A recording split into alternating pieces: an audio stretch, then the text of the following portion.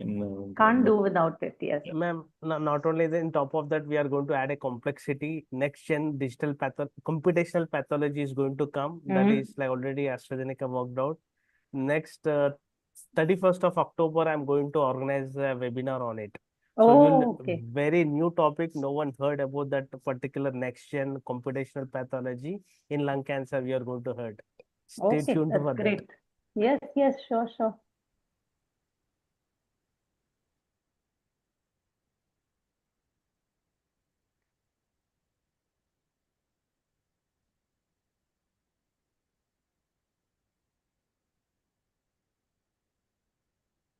Dr. Tota, what about the other panelists? Om Shri hasn't come. So medical oncologist and Yeah, Dr. and two Om Shri both. oncologists, Dr. Yes. Sharma and Dr. Bivas Viswas. Dr. Bivas Biswas. I'm just following with them. I'll ask. And Dr. Himani is here? Is Dr. Himani? Yes, Himanshi is there. Oh, Himanshi, sorry. Hello, ma'am. I'm here only. Very good evening to you. Hi, Himanshi.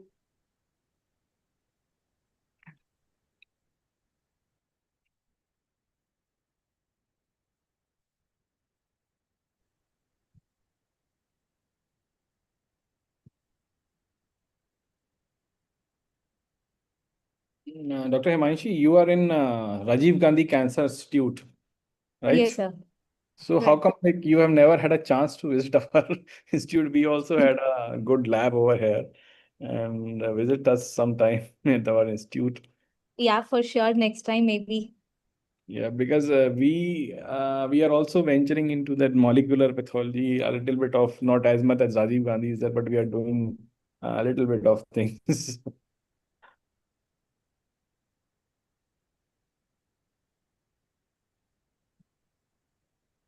So have you started like NGS also, or are you doing PCR based?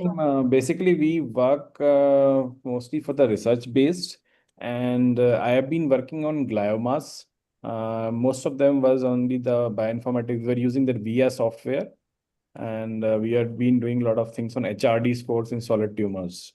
So a little bit of like that HRD score analysis and all. Although the guidelines are established only for the ovarian cancer, but we are trying to find out we have also made a panel of 46 HRR genes, and we are working on all pan solid tumors, like something we are trying to put across these things.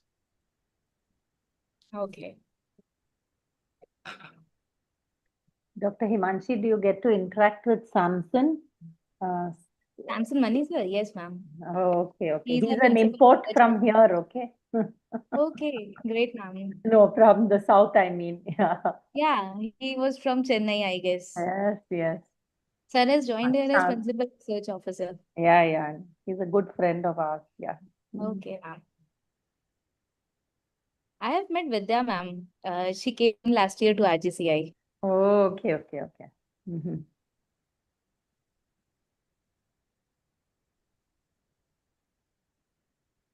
Roshni, we are just 1 minute.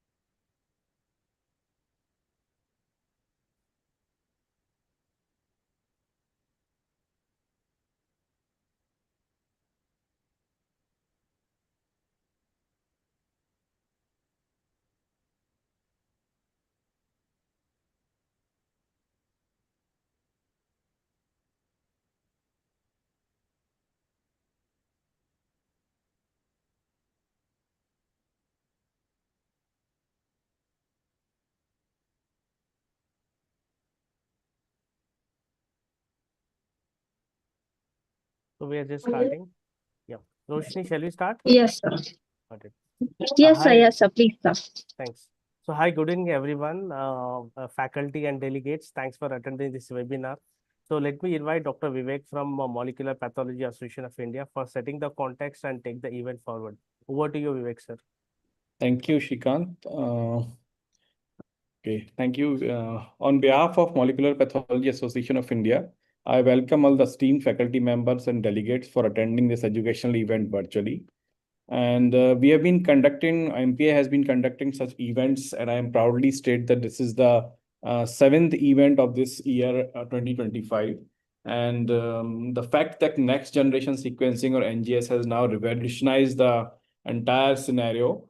And there are certain concerns in this field, like the test failure, which remains a persistent challenge, and that impacts the quality of data and turnaround time, and the clinical decision making is literally becoming, with these challenges, it is becoming difficult.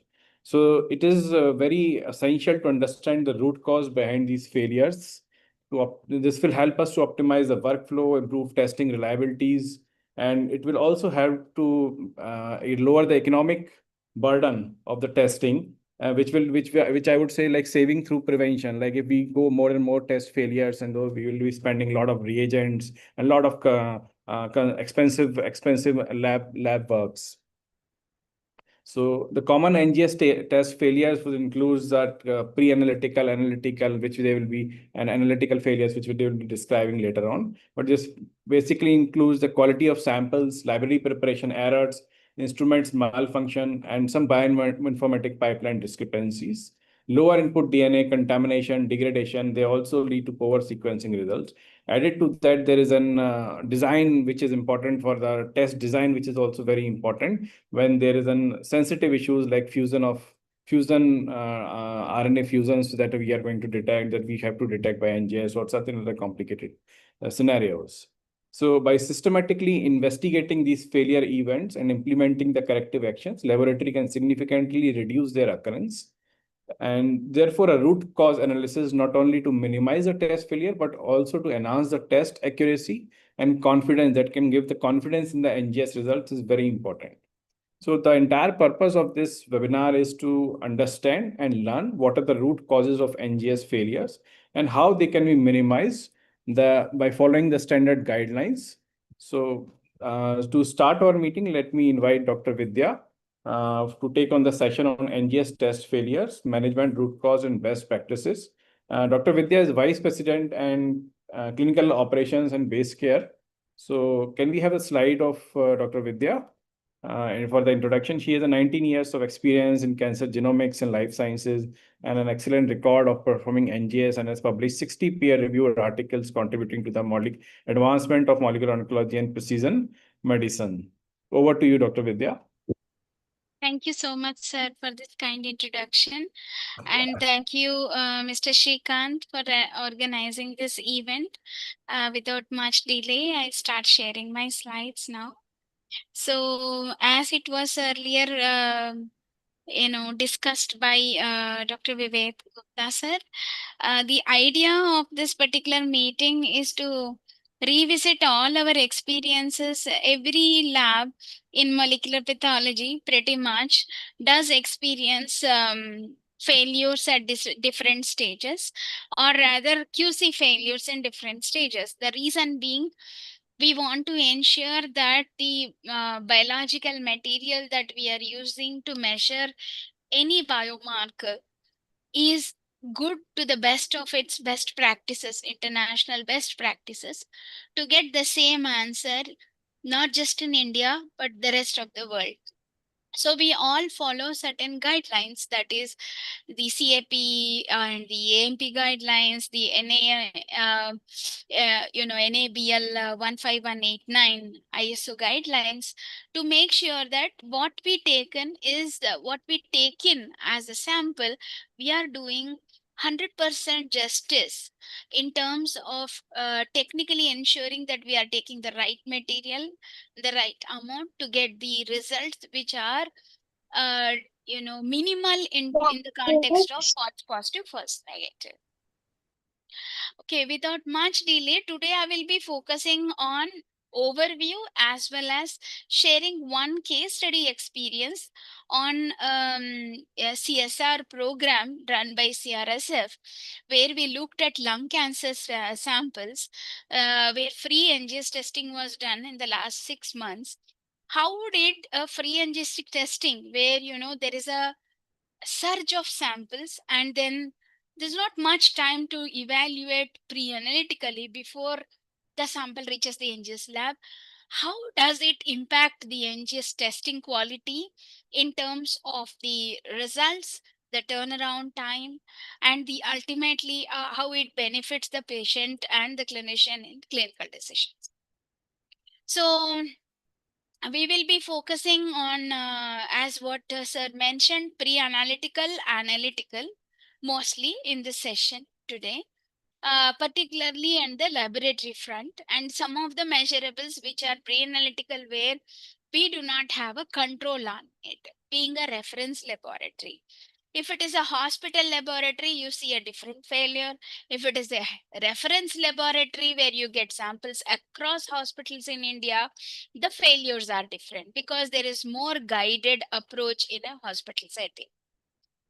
So, as we all know, analytical errors are something which you can assess, and you can come to a conclusion in the sense that, okay, there is a challenge here, do a root cause analysis, rework on it, and see if you can minimize the errors.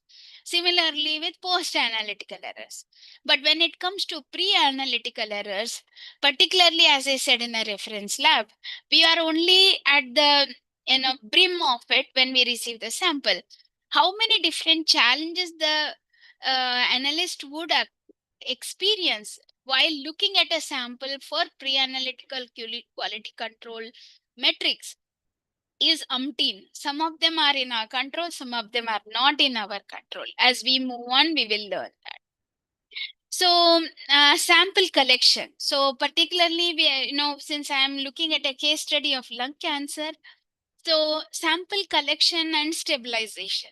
So in a informed approach where a patient is, called in, counseled about the testing, the cost and the implications, newly diagnosed lung cancer patient, the doctor informs the interventional radiologist, and then you take multiple course.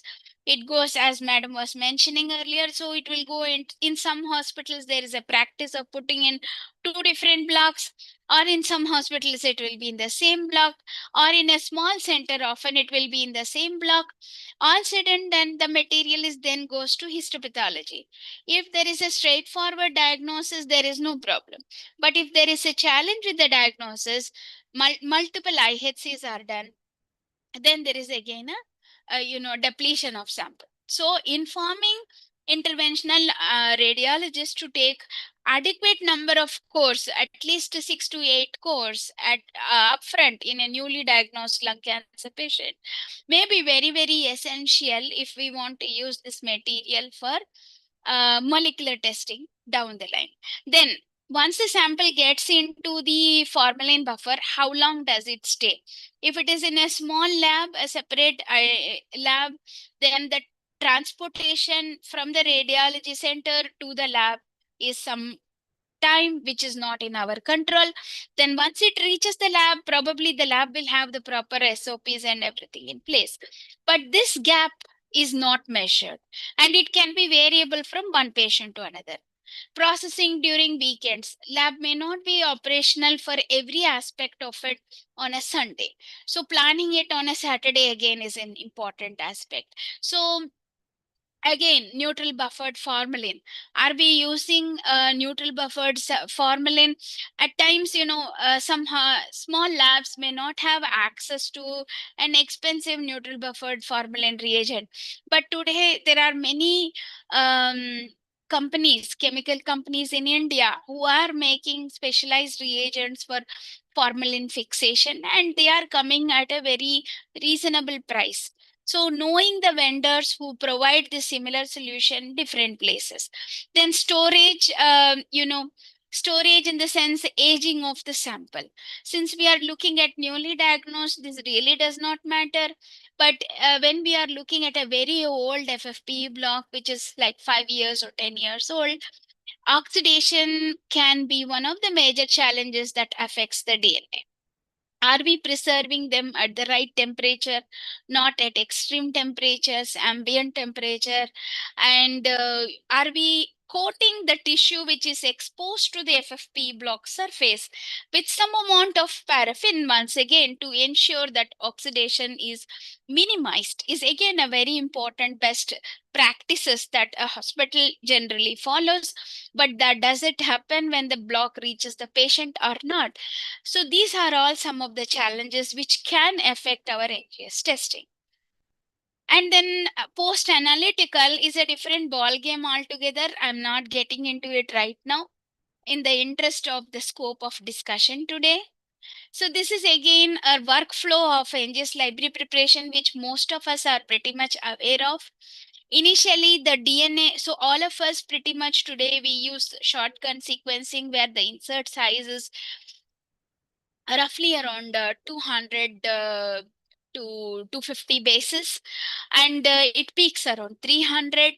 And what we are looking at is take a randomly fragmented FFP DNA, uniformly chop the DNA into sizes which are required as per the sequencer, and then take it further for library preparation. This is hybrid capture technology.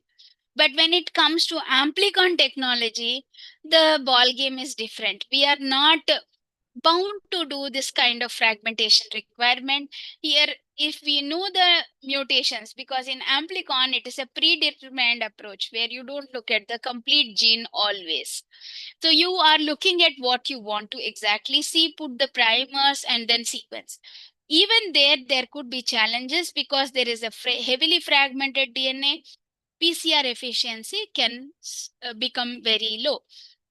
So whatever may be the technology, it will definitely affect your enrichment of the mutant copies, which when it gets sequenced, you get very less signal as compared to noise, and that will affect your results. But if you had a good DNA, which I will be showing subsequently, then these challenges are minimized. So this is a very complex lab workflow diagram where how when a sample enters inside the lab, it goes through FFP curls and multiple DNA isolation, quality control, library. It's a very busy picture, but I will take it through in subsequent slides in a very simple, explanation. So totally, there are three major steps in our analytical and pre-analytical workflow put together. TCA falls under pre-analytical approach, and DNA quality and quantity followed by library preparation comes under analytical process. So in a lab where we are very cost sensitive, particularly in a diagnostic setting, you don't want to take your sample beyond library preparation and call it a failure at post NGS. You want to have zero failures post NGS. You want to make sure that you get the answer, whether it will take it to the end of the report or not, at the library preparation itself 99.99% of the time. Because that again, it affects the cost for testing. It also, there is a lot of time that goes off, precious time for the patient, for clinical decision. At the end of it, we are again back to square one to start with sample one scale. So this is just an experience of a project program where you looked at how it would be in a lab where you are not running a huge program where you want to try and see increase the adoption of NGS in every nook and corner of India. Thanks to CRSF and the supporting agencies, they started a program at the end of March where they wanted to see every cancer patient who is newly diagnosed with lung cancer gets the benefit of NGS testing to be eligible for biomarker therapy. So we just wanted to look at, so we had a different experience than a routine lab testing, which comes with an informed counseling of the doctor and the patient, and then the block is reviewed at the hospital level or at the clinic level before it reaches our lab. So this is our lab statistics in terms of different levels of failure that we see in a lung cancer cohort over a period of 3 months. So roughly our TCA failures are about 4.68. Then the success rate is about 89%. Library preparation failure is very low. As I said, we want to eliminate maximum and give the answer to the doctor at the TCA level itself within first 3 to 4 days time, or at the max 4 to 5 days if there is a logistic challenge by the time its sample reaches the lab. And DNA extraction is the next step that will take another 1 or 1.5 days, within which we try to give the answer to the doctor that, okay, this is working or this is not working, to take it forward. At times, a suboptimal DNA, we still want to give a try, because not everything that you observe on an analyzer is what exactly is inside the vial. At times, it is just that, because these are random fragmentation approaches, it might work. So post library, how much is the failure? Very low. You do not want to keep the patient this long, close to a week to 10 days or 12 days before you give an answer that it works or it does not work. So this is what we see in a lab. January, February, March, we did not have this free testing program. Our success rate was roughly around 89%. But then suddenly there was a launch that you can all over India, in every nook and corner of India, tier 3 cities, government hospitals, even small district level centers where oncology is being practiced, and then they wanted to see the benefit of NGS testing. We went to many hospitals with the help of huge team there, bring in awareness that something like this is available, you can use it for your patient. So we essentially got samples from more than 400 different hospitals across India. So when we started getting diverse types of samples across India, not just in metros or tier 2 cities, the TCI failure rate slightly increased. DNA QC also increased. Library prep failure increased significantly from 1.2% to 12.1%. Okay, this is because there are many samples that are being sent to the lab without a pre-analytical assessment at the sender's site. It could be a hospital, it could be a isolated lab, or there is not enough the patient gets to understand before giving the block to us. So these are all the challenges that we faced, and eventually the successful reports that we could generate also had come down. Now, this learning comes again with numbers. When we were doing an informed testing, 171 patients over a period of 3 months, here because we are going, rapidly, increasing the awareness, the number of patients is 570. So as you do more, you learn more. That's the learning here. So, again, there is a, disappointment for the doctors, right? They are expecting to see a result which can help the patients. And then failure is always a challenge for the physicians. So we had more than 250 different, 250 physicians from across India, all oncologists. Some of them never had any failure. Some of them had very minimal failure. I could not bring everybody on board here to show, but I can just give you numbers here that there were many doctors where we did not have any failure. There were few where they had less than 5% or 10% failures. But there were other hospitals also, this is a hospital data. So the data which we get across hospitals here, when hospitals send us, is anywhere less than 10%.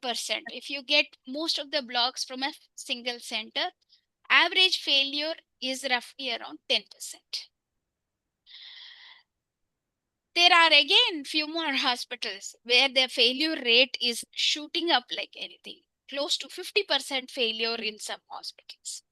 So this is where we need to rework with them and try to understand where there are challenges, pre-analytical challenges, or analytical while block preparation, or any other challenges.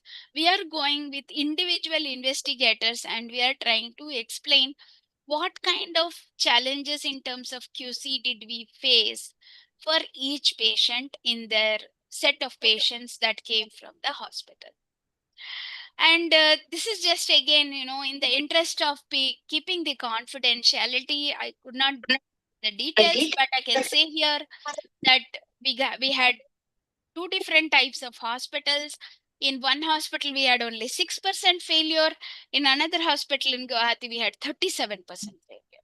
So within the same city, again, multiple hospitals, there can be failures and there need not be failures. So this one, there are many pathologists in the audience. Madam Rekha Pai Madam is also here.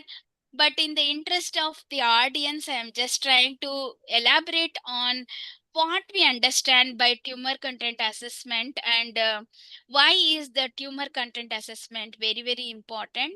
There is a subtle line of difference in terms of how we talk about the percentage tumor.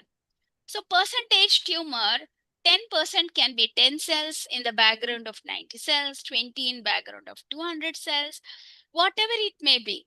So we need to give more importance to the number of tumor cells that are present in a given H&E slide section while examination rather than just going with percentage. So that is what I essentially try to bring up here.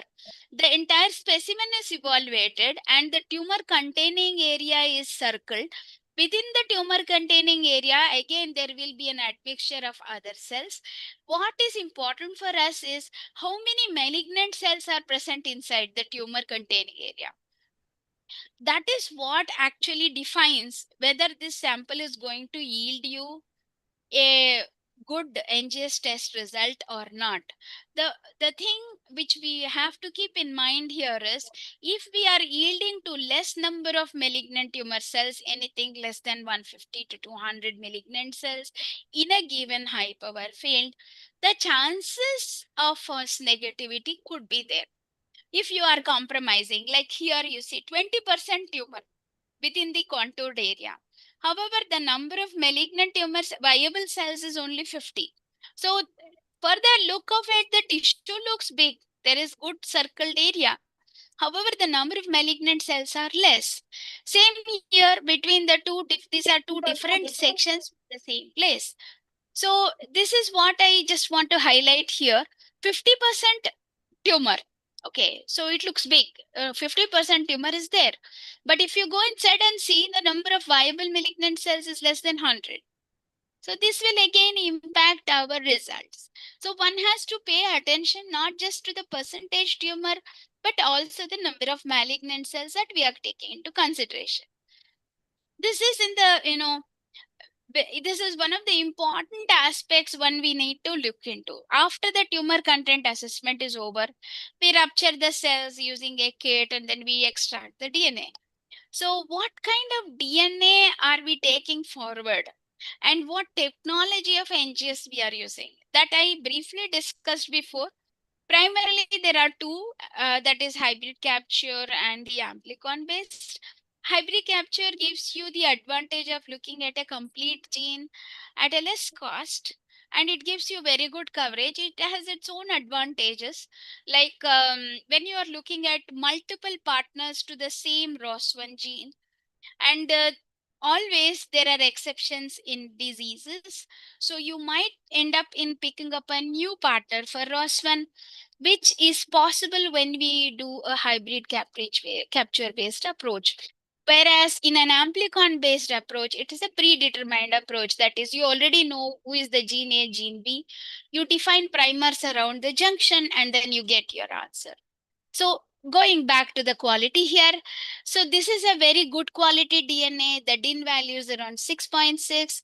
You see the highest size of the FFP DNA fragment is about 15,000 bases. So when you fragment this DNA, you have very high chances that you will get good size segments which are PCR amplifiable, and you will get a good library. On the other hand, here is a DNA where pretty much on an average you have somewhere around 600 to 2000 is the size, with an average peaking around 1000 bases. This is also an okay sample, which by and large after PCR and after library preparation, it can get pushed into a good quality library QC pass and still take it forward. On the other hand, when you have a poor DNA quality QC, you see here it's peaking around 288. Now, when such a DNA is again going through fragmentation process, it further chops down. And if you see, majority of fragments are again in this range, and when you chop, they are going to go further smaller. This will affect your capture efficiency, PCR amplifiability, and then eventually the library will not be eligible for sequencing. I'm going to show the next thing. This is the final library. In the interest of time, when you get a peak somewhere around 300 bases, this 270, it's still not bad. When you get a peak like this, a final library peak like this is an Illumina NGS library.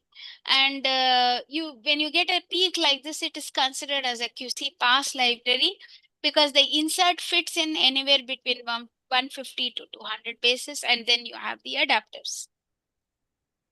Insert is nothing but the DNA from the patient's tumor. In this case, also not bad, slightly lower than the previous library.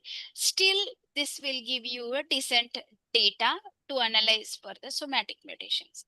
On the other hand, when you look at this particular patient's final library, your insert size is going to be very small, and the amount of library, if you see the previous peaks, they are significantly high in terms of their quantity of the final library. Here the quantity also has come down, and the size of the insert or the DNA that is present inside the NGS library for the patient's tumor, that is also very small. In such a scenario, you won't be able to give a good coverage. We all talk about that gene coverage, right? It should be 100% to claim that I have covered the complete BRCA1 and 2, or I have covered the complete EGFRs, exons 18, 19, 20, and 21.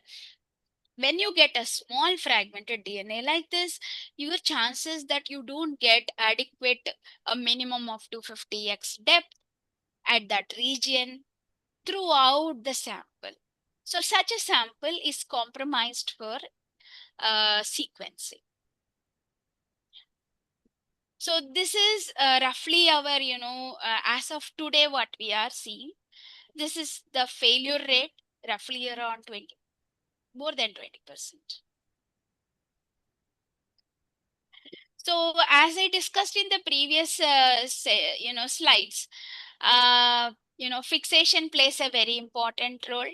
And when you are having, biopsy taken from the skeletal mets, one has to be very careful. The decalcification can have an impact on the DNA quality. So nevertheless, if you are looking at the soft tissue component of this biopsy, sometimes the DNA is good and it works sometimes.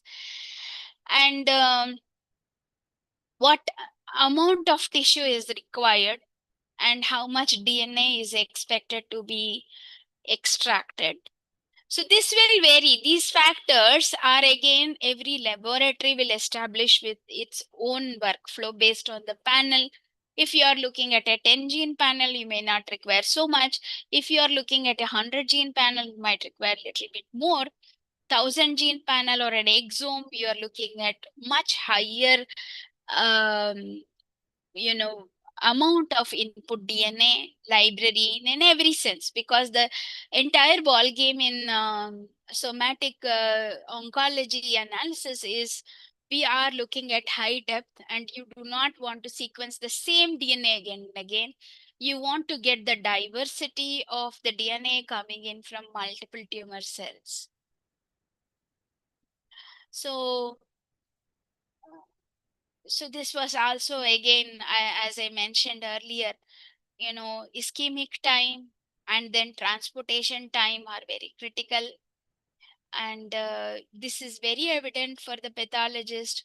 So generally, when we look at the TCA analysis, we look at many aspects: fixation artifacts, necrosis, and then if there was any prior tumor lysis like picture on the histomorphology, and what kind, sometimes the type of buffers which are being used can also be evident for an expert pathologist. They understand that this is not the standard neutral buffered formalin that was used for fixation. And some kind of mechanical artifacts can also have an impact on the tissue that comes in, because mechanical artifacts can again rupture the tumor cells. They might look as integral on microscopy, but when you start doing it, you realize the DNA quality is bad and the yield is also poor.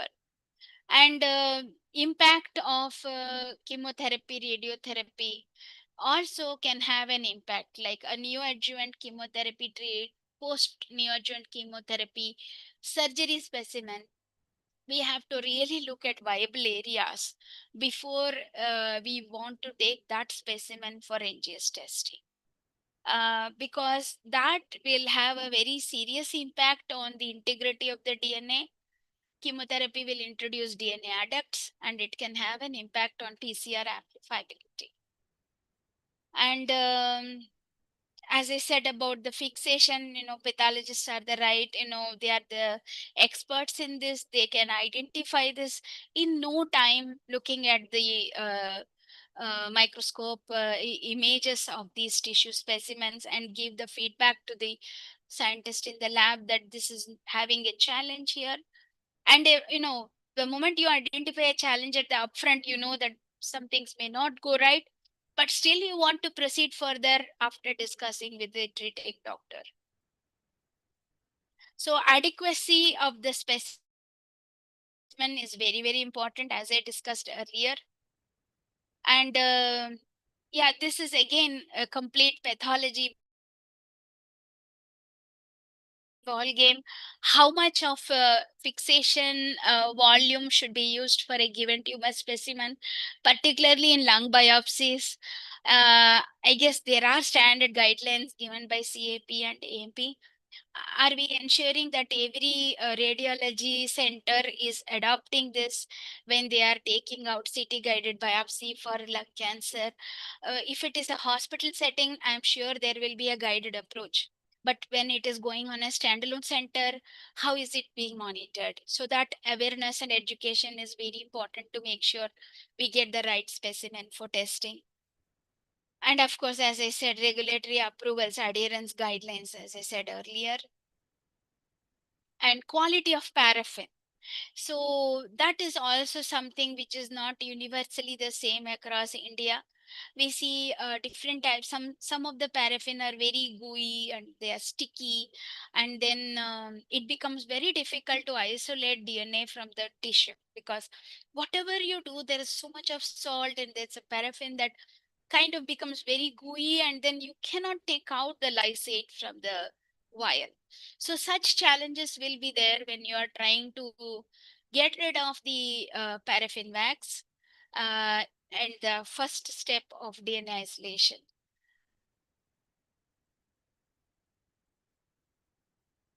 This is something which we all knew from 2010 and 11 IASLC guidelines, where we need to use the tissue in a very judicious manner, particularly for lung cancer, that you take enough to give the initial primary diagnosis, whether it is adeno or squamous, and then subsequently, if there is an ALK or a ROS1 IHC that has been recommended, takes actions for that, and then you keep the molecular testing towards the end, because that takes up pretty much most of the material. So you want to ensure the IHCs are given priority and the sections are taken upfront before it goes in for an NGS testing. So I think today also it remains the same, particularly for PDL1, Alkandros 1. So this was also spoken about the appropriate conditions for storage of the tissue blocks. They do work even if they are stored for a decade. There should not be a challenge, provided they are stored in a uh, regulated temperature and without going through any mechanical shear. So pre-analytical history of the specimen is very important. At times, if it is coming from a standalone place, we need to check with the patient and also discuss with the doctor what all tests had gone through for this block before it came to us. How did it impact? Was it the reason why there is a failure today? This kind of a back and forth explanation, giving an answer, root cause analysis, is what we are trying our best to do, particularly when we see diverse types of samples coming across India. And I think it is very important. Without doing this, clinician remains blindfolded. He wouldn't know why did we say failure. So I think the closure of the loop is very, very important in terms of lab. Getting back to the doctor and explaining the challenge briefly, why the test could not succeed for a given patient. So this is one of the hallmark publications from India. We have the stalwarts here. Dr. Omshi is in our panel today, and many senior teachers in pathology and molecular biology are here, along with Dr. Bivas is also here. So this is a very important guiding article for us, where they have tried their best to collate all the information, put together in terms of what are the recommendations for practical tissue handling in a molecular oncology laboratory. So the take home message here essentially is we need to educate the laboratory as well as the we have to prior give a counseling to the patient and as also to the doctor, in informing the doctor on time if there are challenges with the specimen, so that the turnaround time is not affected for clinical decisions, particularly in lung cancer, where biomarker testing remains the first thing as part of the diagnostic workup for any treatment decisions to give good outcomes. So quality becomes a very important aspect, and although it might at that moment it is very disheartening, and there is a lot of disappointment for the doctor and the patient. You can there are there can be ways where people can take it forward after the doctor's consent, but the consent has to be an informed consent that material is suboptimal or there are challenges in the workflow where there is a suboptimal QC. However, in the interest of the patient, we will give a try and we'll get back to you. I think that is very important. And then, the next session, madam, will be giving us a moderation and summation on how to address these challenges and how we can educate and bring in more awareness, particularly when we are expanding the scope of reach of the NGS testing or biomarker testing to many different places across India where today the access is not there, so that the benefit is there for such patients. Thank you for your time and kind attention. Thank you, Dr. Vidya. It was a very informative and probably highlights the most of the pre-analytical factors that you have brought us across this session. And move on to the next part of our agenda. And I'd like to invite Dr. Rekha Pai, madam, to moderate the panel discussion on test failures in NGS, unraveling the root cause to minimize the failure. Dr. Rekha Pai is a molecular oncologist at CMC Christian Medical College, Vellore. And the slide is already there. She is a renowned molecular oncologist and professor at CMC Vellore, specializing in molecular diagnostics of solid tumor. and her critical work in the molecular pathology laboratory advancing precision oncology through the cutting-edge diagnostics. She holds a doctoral degree in biomedical sciences from CMC and had a postdoctoral training in CDC Atlanta, USA. And her work focuses mainly on the DNA analysis from the FFP tissue, cell-free nucleic acid, and RNA-based assay, integrating the research with diagnostic to deliver accurate and patient-focused center of care. And with this, I'd like to also request Dr. Biva Biswas, Dr. Rupjyoti, Dr. Vidya, Dr. Om Shri, and Dr. Himanshi and Dr. Pooja to join as panelists to take for this discussion. Over to you, Dr. Rekha.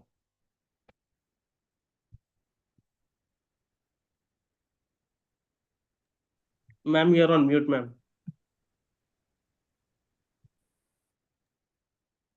Thanks, Dr. Vivek. I'm happy to be here and as part of this panel.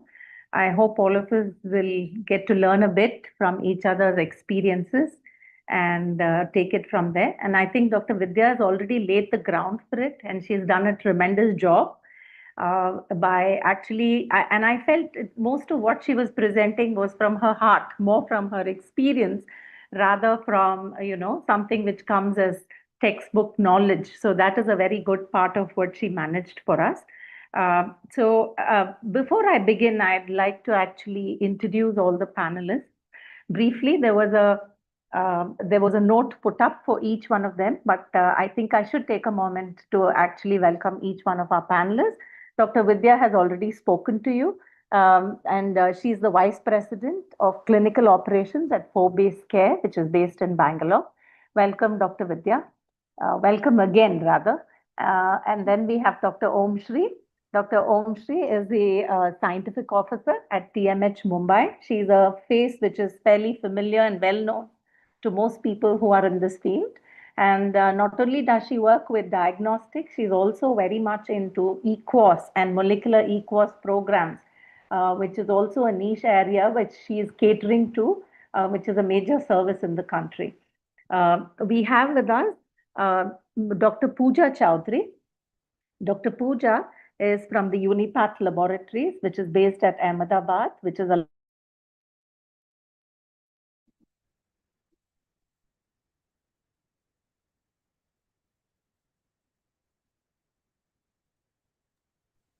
I think there is some connectivity issue.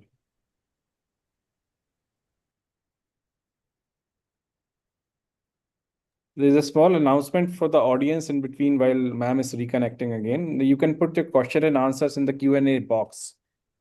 We will take the answers at the end of this session, of this panel discussion. So, ma'am just texted me there is some heavy rain, so there could be some technical issue. Ma'am, we'll wait for a minute, ma'am, to join.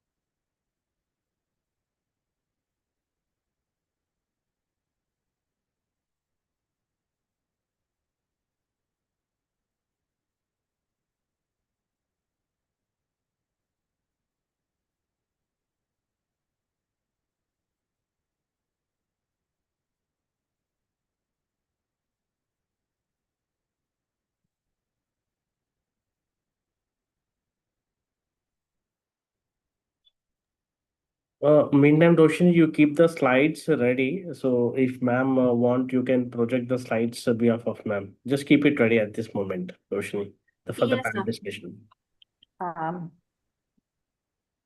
Hi. Can you hear me?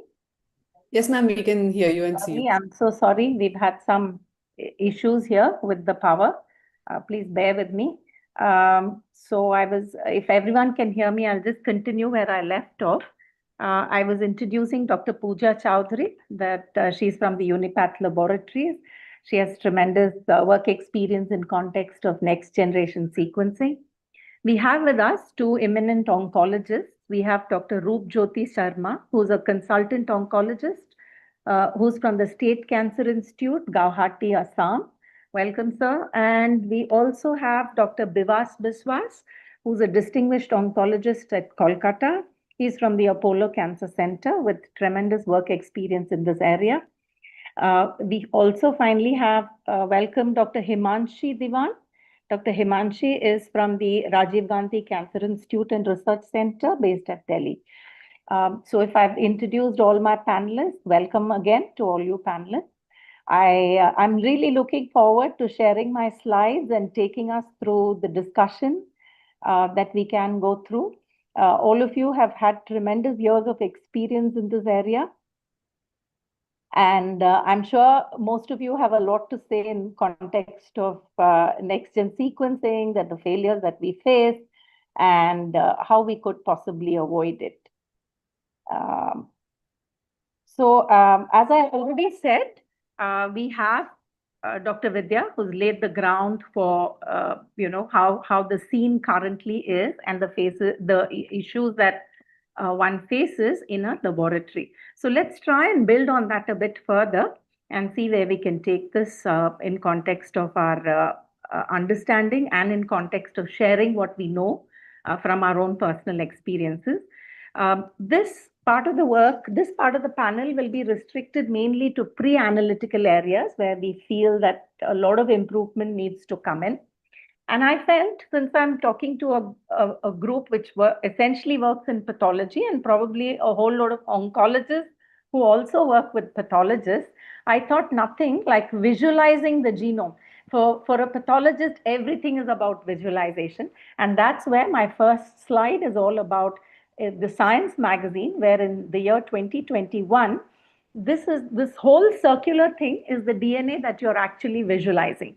Okay, every centimeter of what is represented there accounts for 1 million base pair.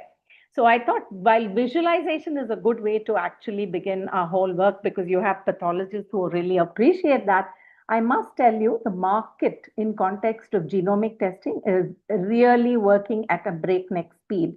And as it is already projected here, the compound annualized growth rate is about 22% for this market, and it is anticipated that this market will grow to become a $50 billion industry by the year 2030. Now, what exactly is channeling or fueling this market? While we know genetic tests can be of many different types, NGS still holds a very important role in context of what is happening currently and fueling the market.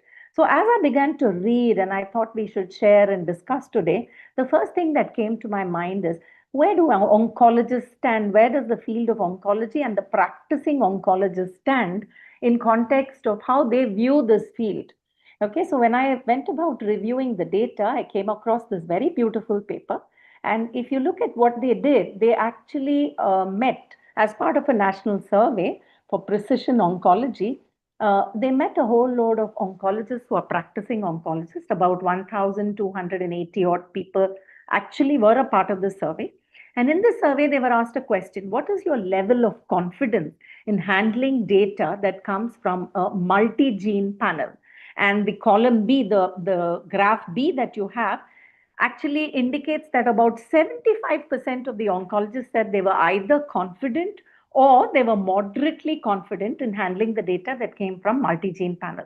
Now, that's a very welcoming change from where the world really began about 15, 20 years ago, when the need for those tests was not as felt as it is today. And the need for the test is actually fueled by the fact that the oncologists are using them as well. And the panel on the right, the graph on the right actually goes on to show you how over time each testing system is only increasing over time. If you look at the graph, especially for non-small cell lung carcinoma, there's about a 22% jump in the data that is coming from the US healthcare centers. About this data that is projected here comes from about 63,000 odd cases, and it clearly shows that as oncologists are beginning to understand the test better and use it in their routine workflow, labs are beginning to see a lot more of testing happening. Now, that brings us to a central question. How often are the labs able to handle the level of sample, the type of sample that they have, and the level of work that is coming by? So as I was putting the data together for this particular panel discussion, I also came across a very interesting metric that if we put all the blocks that are made in every pathology lab in the world together, there can be more than 1 billion blocks generated every single year. Now, that's a huge metric, and it also goes to show how precious the material that is paraffin embedded is actually to a pathology laboratory. Now, that precious material, however, comes with a lot of challenges. Sometimes when we extract the DNA, it could be very low yield of DNA, it could be very poor quality of DNA, and also to start with, you may have very minimal tumor to work with. So having all these factors to factor in as you work with it, most labs project anywhere between 20 to 25% failure in context of performing NGS with FFP-driven material. So keeping this as the start point and laying the ground for what is to be discussed further, I will take you through a case scenario. Now, there was a patient who was identified as being possibly a case of metastatic lung carcinoma. The patient went through a core biopsy, which was then the biopsy was put into neutral-buffered formalin, which was again 10% neutral-buffered formalin as per what is required. It also went into the correct container, which also had very good volume of fixative as well. So those were not the issues with the sample. However, there were certain other issues that came up. The sample that was collected on Friday was left wherever it was collected and was not transported to the laboratory until Monday. Subsequently, the pathology of it was done, and then it was referred to another lab for an NGS test, but the NGS test did not work out, rather it failed. So if we were to start with this as a point of discussion, I'd like to ask the oncologists in our group, Dr. Biswas, how would you look at this? Would you immediately look at this as a result of the level of awareness being low among, let's say, the surgical community which is at it, the oncologists which are at it, in terms of collection and transport? Yes, ma'am. So most of the time we face this issue when the biopsy was done. The patient has done biopsy from outside, standalone lab, prepare some block, and come to us. We send the block to our pathologist for review, and then we'll find that either it's poorly fixed, not adequate tissue, lots of necrosis, and lots of pre-analytical steps. And ultimately, if you ask me, 30% of the outside block, they don't even pass through a complete ISC panel. Forget about the NGS. No. So I think this problem, like this case we have discussed, the problem will be mitigated if it is done in a, like, we are working at a tertiary care center where we know and our pathologists know that these are the sample from a cancer patient precious sample that has to be processed immediately. In our lab, people do work till Saturday evening. So this problem will not happen, especially in a tertiary care oncology center or in a multi-specialty center where there is a close coordination between the chest physician or interventional radiologist with oncologists and pathologists, because we do discuss a lot of time regarding various sample. And if there's any problem like interventional radiologist, they give us a call that I have taken a good call, I am sending a sample, then immediately I alert the pathologist that the sample is going. So we do have a good coordination, but there will be problem that not every center are equipped with this close coordination. Especially problem happens more in a multi-specialty hospital where there's oncology, there are other departments. But I previously worked at Tata Medical Center, Kolkata for a long time. We do have SOPs and we hardly faced this issue. At least sample processing, sample fixation, and quality. Still, at the end of the day, patient will fail the NGS quality control, not about the DNA quality, because our radiologist was very good. They took at least 4 or 5 core. And when this patient at my current hospital, the patient is coming from outside with previous block, we hardly see any tissue because the standalone lab, they don't have any idea what this tissue is Yes, for. I How think we will be yeah, coming to how sure. it could be different in standalone labs facing it versus in a institutional setting where you may Sure. be following SOPs. We will touch on that gradually. But I'd also like to ask Dr. Sarna whether when there is a failure in the NGS test that has been performed, how do you immediately react to it? Do you point a finger at the laboratory which is performing it? Or do you then go back, look at the practices in your laboratory and say, we need to review the way the biopsy was done and the way it was transported? So where exactly does the blame lie, or how do you look at accountability in this scenario? Hello. Hi, ma'am. Dr. Good evening. Rupjyoti Sarma? Yeah. Hello, ma'am. Am I audible? Hi. Yeah. Sure. Good evening, ma'am. So, this doing NGS test not only for lung and for all the diseases, it's basically a teamwork. It's not a job of a single Correct. individual. So,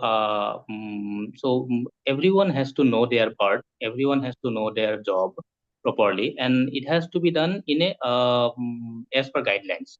So only then the results will be fair and which will help the patient. So in the previous slides, Vidya ma'am has also shown that from Guwahati one, there were two centers. One center had a very high failure rate.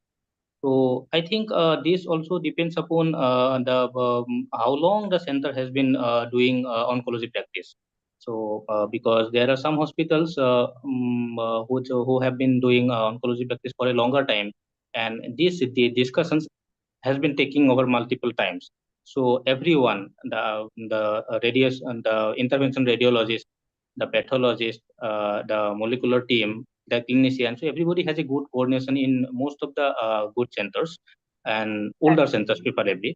But in the newer upcoming centers where there is what to say, there is a limited expertise, so we falter in those settings. Sure. So both of you would agree that these affect your practice when there is a NGS test failure. You're waiting to make a decision. For example, in case of a lung cancer, you're waiting to make a decision on the therapy that has to be initiated. So how would you handle this test failure? Dr. Biswath? Yeah. Anybody? Sorry. Yeah. Okay, so madam, most of the samples I have sent, so this was lung NGS is a very good scheme. So many people have been benefited. So when this scheme was launched, I think at the end of February or March this year, so I was very happy because majority of our lung cancer people are not able to afford NGS. So and we know that driver mutation positivity rate in India is very high, and especially in Northeast Indian, because I am practicing in Northeast India. So I was very happy at that time that at least I'll be able to know whether there is any driver mutation or not. But as we have been sending samples to the lab, so we have been seeing that we had a failure rate of around, if we take pre-analytical error, basically most of the failures are pre-analytical and pre-analytical only. So we failure rate of around 30 to 40%, so which is very high. Which is very high. So, Yes. which is very high, madam. Yes. Yeah. So when I look back and I talk with as Viva sir has also said, that because most of the samples are not from in-house, so they come from other standalone labs, and we have seen patient with only a single slide of FNAC given as lung carcinoma and sent for treatment. So I think the awareness and education is very important, because in tier 2 and tier 3 cities, this education has not, and awareness is not there. So unless we educate and our intervention radiologists and pathologists more about how to do it properly, I think that should be the way to go. I think we'll be revisiting this question later as well. So I'll keep moving on because we have limited time. So if I have to now bring in the pathologists and the molecular biologists into this discussion, how would all of you view the pre-analytical factors that could actually be contributing towards NGS failures? Would most of you agree that some of these factors which are coming up on the screen, which includes sample collection, transport, the fixative that is used, the fixation time, and tumor cellularity, each one of them have a bearing on the quality of the work that comes out, the quality of the DNA that comes out, and subsequently in context of NGS failures. Can I begin with Dr. Himanshi? Dr. Himanshi, are you there?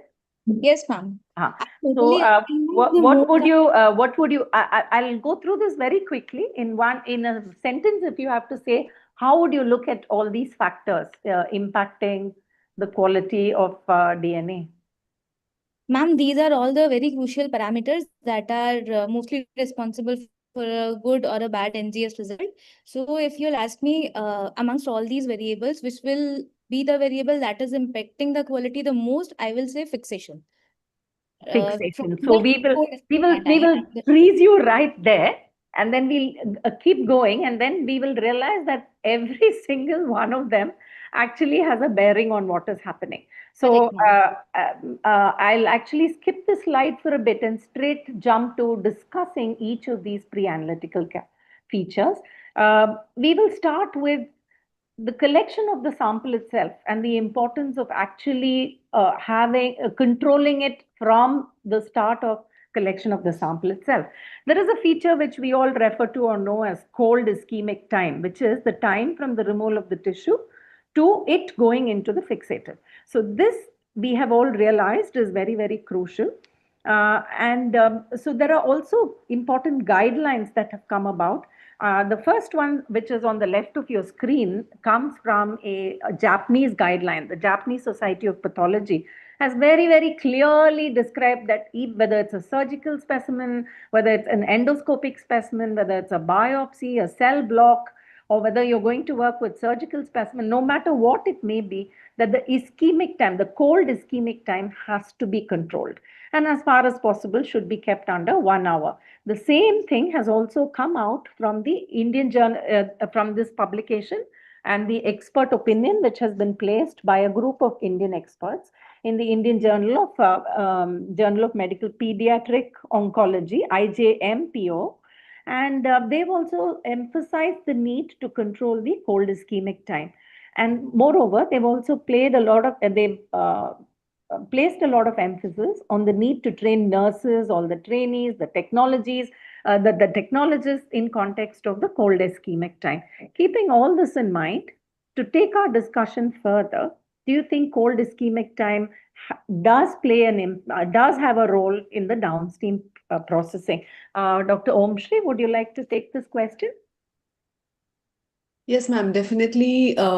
Thank you very much. And it's again a pleasure to connecting you here on this platform, ma'am. And so this, yes, I completely agree. And as you rightly mentioned, the pre-analytical factors nearly contribute around 60% of most of the assay success or failure. So ischemic time is one of the major important factor, which would also affect the yield of the DNA, I mean, the quality of the nucleic acid that you would extract. So one does need to be mindful about it. So what is the time duration that has been left? Sometimes specimen is out and then it is just kept on the table for a really longer time, and not been sent to the laboratory, or even must have many of the times it has just been kept in the refrigerator and just forgotten it there. And then so these things does happen everywhere. Not only, we cannot be just saying that standalone laboratory, even at institution at multiple levels, we see this happening. No matter having all the SOPs at place, these are some of the errors, and you do tend to see these when you actually go and process your sample when the yield is not there. Sometimes you see, oh, there is absolute abundant tumor cellularity, but in spite of that,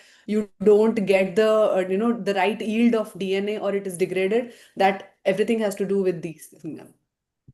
Okay, so in context of cold ischemic time, what would be the ideal cold ischemic time that has to be followed, whether it is a small biopsy that you have or whether it is a big specimen? Dr. Vidya, would you like to take this question? Yeah, yes, ma'am. Ideal scenario is we should not have any ischemic time, ideally, if you ask, meaning if we are in a proper team coherently talking, if it is a surgery, for example, as soon as the surgeon puts the material out, it will be intimated to the pathology lab, and then if it requires grossing and then subsequently putting into the fixation. At the max, the what you call the logistic time is what we can afford to lose on, maybe 30 minutes. Honestly speaking, it will vary probably between specimen to specimen. Can I say that? Because if you are looking at a true cut biopsy or a core biopsy, CT guided biopsy, pre-planned having 20 ml NutriBuffer formalin in a vial, when the radiologist is already putting the needle inside, should be there, so that as soon as he pulls it out, it has to go into the vial of interest. No, that's Right? how it is all designed to be.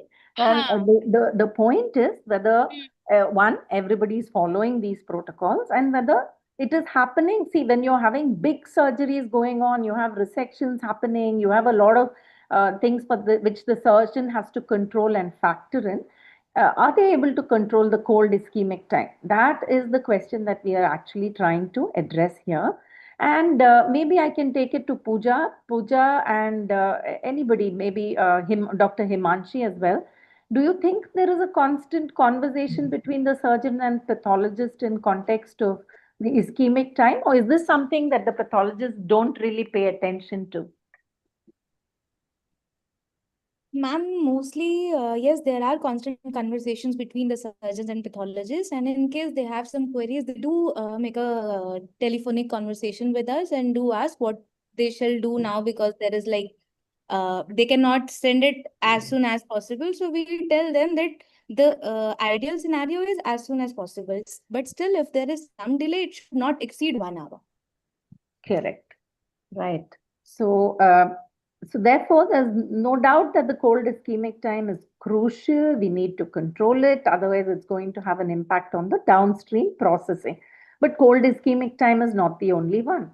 And Dr. Himanshi was of the opinion that the fixative is the most important feature.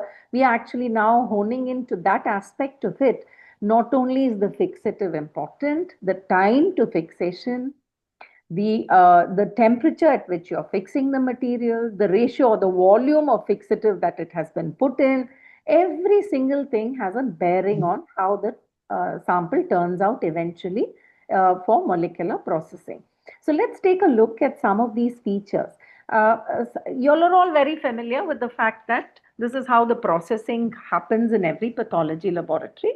All of you are at some stage, you all have worked or you're still working in pathology setup. So we really don't need to go into it. But in context of fixation, please pay attention to what has been pointed out in red. What is marked in red is the fact that you have to use neutral buffered formalin. Okay, that is a feature that we cannot emphasize enough. And I think there is a lot that has happened in context of neutral buffered formalin. By now, there is significant amount of data available as well. Now, this is a study where they have actually characterized about 294 breast resection samples, where the sample was received in neutral buffered formalin and unbuffered formalin. When they went ahead and actually looked at small fragments being amplified by qPCR and larger fragments being amplified by qPCR, and took a ratio of the small to large, they realized that the material that is in neutral buffered formalin performed certainly much, much better. The success rate with it in context of NGS was far, far better than unbuffered formalin. So to take this forward, I have a few questions for you. Pooja, are you there? Can you take this question? How often do you receive samples that have not been fixed in neutral buffered formalin, and how do you really figure it in a standalone setup? Yes, ma'am. So basically, we have our separate histopath department who handles all these things. So whenever we receive such kind of samples, so we recommend our histopathologist to talk with the pathologist or from the lab which we are receiving the samples. and to check whether how we can process these kind of samples and to improve them and to guide them, or maybe to to teach them that how they can improve the fixation and how they can send the samples. So basically we have separate histopath department who handles these things. So is there a possibility that you have consistently you've been receiving samples from a particular, let's say, hospital, and they're all failing, Yes. and you are very sure that it's not coming in neutral buffered formalin?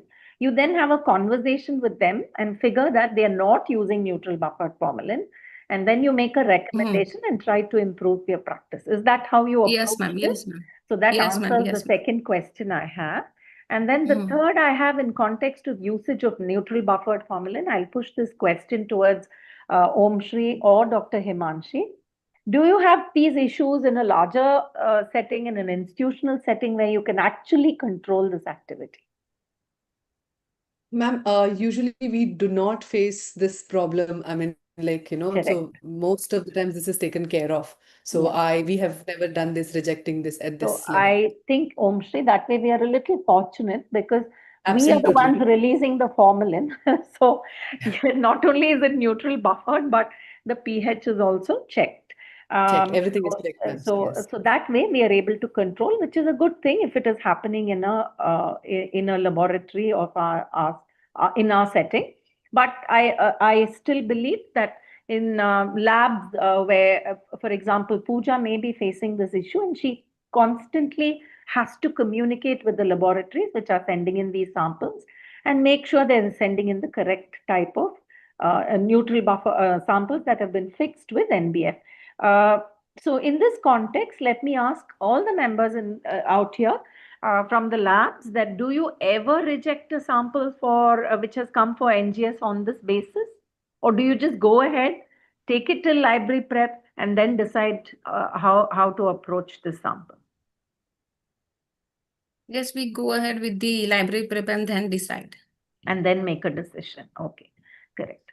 So also, not only is the type of fixative important, the duration that you're fixing it and the temperature at which you're doing it are all equally important. The duration is something which all of us need to pay attention to. It shouldn't be underfixed, it shouldn't be overfixed. If you're looking at working with DNA, the recommendation is that it should never be fixed beyond 72 hours, and it gets a lot more stringent for RNA. Where if you're working with RNA, you should never have any material fixed beyond 48 hours. So this is a table which all of us at some point in time have gone through this paper by Bass, which is a very old paper, which is often a point of reference for all of us. And again and again, there's a lot of material which goes on indicating that not only is the fixative important, the time of fixation is equally important. Again, I found a very beautiful article by Bhattacharya, which this person may be of Indian origin, but he works in a lab in Manchester.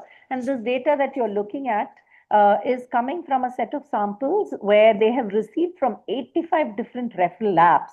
And then, therefore, not every referring lab will be having the same set of practices or standardized protocols. That was reflected in the quality of the NGS results that they saw. Whenever the sample was fixed for shorter than 48 hours, they had a much better rate. 78% of the times the NGS was successful. While those samples where there was a fixation which went beyond 48 hours, the success rate came down to just about 53%. So this is just again an indicator of the fact that the number of hours that you're fixing it, the time of fixation is also very, very important. So this again brings us to the same point for discussion. How often do you encounter samples which are either overfixed or underfixed? I would individually ask people from standalone labs to answer it, and then from institutional settings to approach the same question. Dr. Vidya, would you like to go at this question? Roughly around 2 to 3%, I would say, ma'am. What, overfixed, underfixed?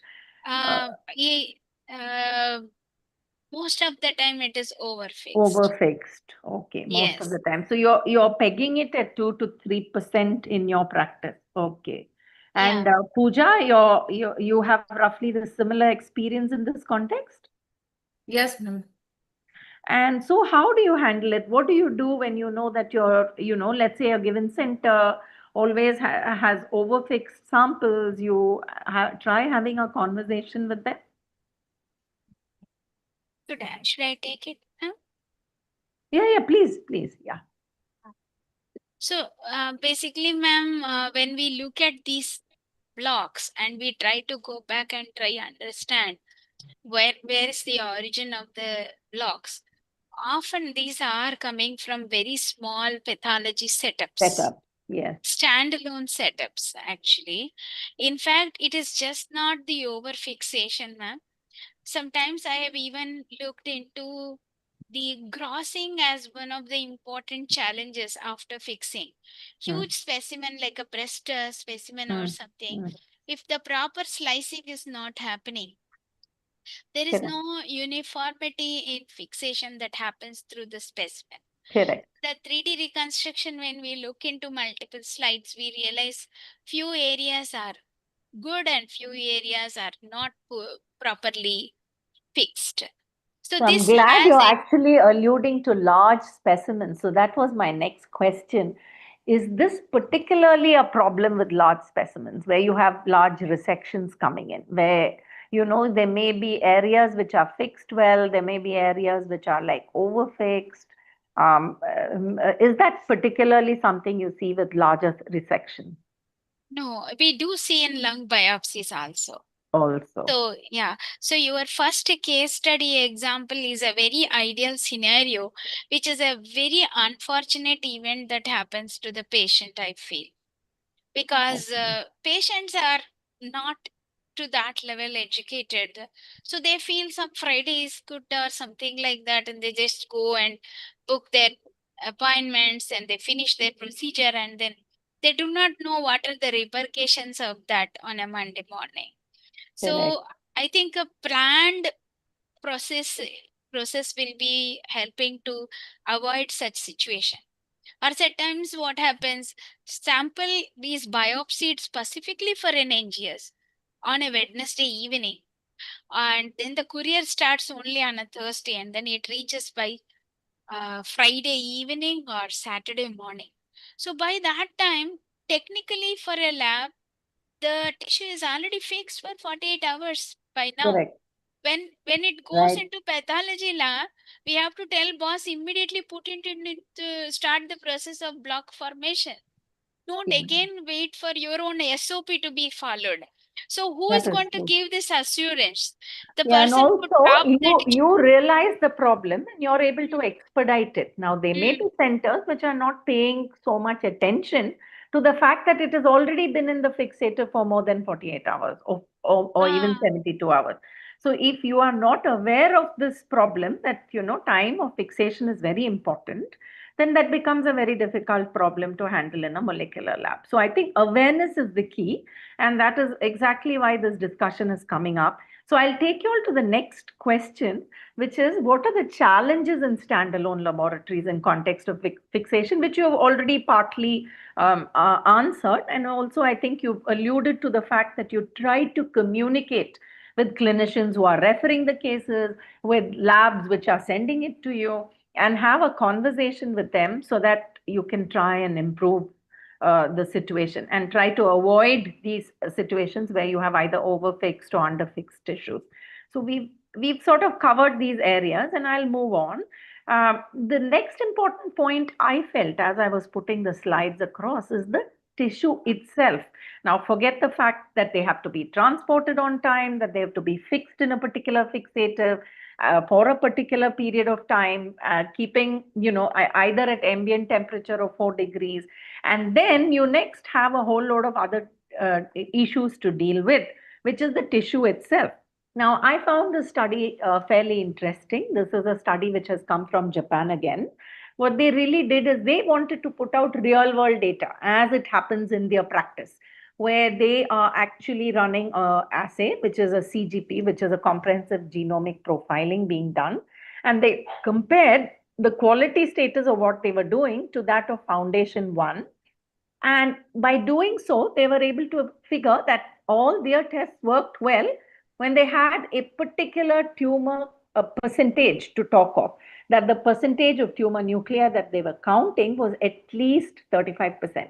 So they've done a whole lot of work in this paper. I think most of you who are young out there should try and read this paper so that it gives you an idea of how important it is to have at least a certain cutoff in context of a percentage of the tumor nuclei that you're able to count. And also, not only is that important, I'm sure we have a very good pathologist here in Dr. Himanshi, who can also go on to tell you that you need to avoid certain regions of the tissue that you have. You need to make sure you're not carrying blood clots along for extraction. You have to avoid the necrotic areas. You have to try and avoid areas which have a large amount of inflammatory cells. You have to zero down to the area which is most representative. So keeping all this in mind, I'd like to take the discussion across to Dr. Himanshi. Dr. Himanshi, what are the challenges according to you in context of figuring the right tumor, the right area to sample, and the right, what else? The tumor percentage. That is very important. So can you just take us through all this? Yes, ma'am. Ma'am, as you have already stated very well, that the main factors are we should select the area which contains minimal necrosis or maybe no necrosis. And then secondly, if this is a mucinous carcinoma, we should try to select some areas which do not contain extracellular or extra vesicated mucinous pools. Then third thing is we should take care that what we are seeing on the slide may be 50% of the tumor, but it is actually not 50 because we are also taking into account the stromal cells, the inflammatory cells, the fibroblasts, and the stroma. So that will nearly equate to maybe 10 to 15% of the DNA content. So actually what we are seeing on slide might seem 50%, but it is not actually 50. It is maybe 30-35% only. So we need to be mindful of all these things. I like the fact that you particularly pointed out the issue of mucinous carcinomas. They are particularly difficult to work with. And even when you believe you have a good DNA extract, there can be many challenges to working with them. So that's an important point for everyone who's listening into, to factor in your area of work. Also, in context of tumor cellularity, do you think most pathologists are sort of aware of this? Let me pass the question to Dr. Om Shri. Dr. Om Shri, you work obviously at a center where most pathologists are probably trained right from the start to focus on picking the right area for work and also focusing on tumor cellularity. But generally, when you do interact with a whole load of people and you're someone who talks to a whole load of people who are in the field of molecular biology or molecular pathology, do they all understand the role of the need to have a very, the need for tumor cellularity to be factored in? Yes, ma'am, they do agree, and it is very well established, practiced in our center to mention the tumor content, tissue is adequate for molecular testing. So that is one line is added at the end of the pathology reports. So all our consultant pathologists would write it, and especially with lung biopsies when we used to have problems because the same biopsy is being used for multiple IHCs also, and then the block would come for molecular testing. By then the tissue would be depleted. So then these core biopsies, then they were cut into two, and then we used to make two blocks, block 1, block 2. So first block would be used for histopathology and the another block 2 would be used for molecular analysis. So the consultant pathologist would write that both blocks have adequate tumor content which is required for molecular testing. So that's like a mandatory practice. I love the fact that you brought up, this is something I was discussing today. In fact, Dr. Thomas Codiate, who's in charge of the team here for lung, in the area of lung cancers, he pointed out that this is the practice. What you just pointed out is that you receive minimum 2 cores and each course goes into a separate block. They try to restrict the work related to pathology, the histopathology workup and IHCs to one block, while try to give the other block for molecular analysis. So if we achieve this level of work with most tumors, I think we are in for better times in future. Would you agree? Ma'am, yes, and it has worked really in a much better way for us. Correct, correct. So that's a good thing to hope for in future. Let me take this question to Pooja. Pooja, when you receive a block, do you look at macro or micro, manual micro dissection? Is that possible in your lab? Is this something you practice always? Actually, ma'am, we are working with the huge number of samples, so manual dissection is very much not possible. But we are using microtomes for the sectioning. So basically, as I told you, we have histopath department as separately. So there are trained histopaths who take care of these things. They will check the HE, they will check the tumor content, and accordingly they will do the sectioning using microtome and give the vials to us. So basically, we are using microtomes, and I think for the core biopsies, we can take around 4 to 5 micron section. 2-3 swirls are enough for the lung biopsies. So that's why how we process. Okay, so there is a lot of data available which goes on to show, if not micro dissection, even if you can manually macro dissect, that you always land up with better quality of DNA. So you are restricting yourself to Correct, certain ma'am. regions. So there is a lot of data Yes, in yes. that regard. So those of you who are listening in, that's a good practice to set up, despite the fact that you may be working with a huge number of tumors every single day. It's a good practice to have in the laboratory. That brings me to the last question in context of the same. That is it possible to actually extend it to laser microdissection? Dr. Vidya, any experience with this?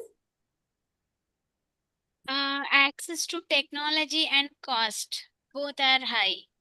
And not In just that, laser I CAD. think when you're handling, let's say, 100 biopsies a day and you're having to do extraction for all of them, is it really practical? No, it cannot be scaled up to that level. Correct, exactly. However, macro dissection, as you rightly said, ma'am, it's really improving your diagnostic yield.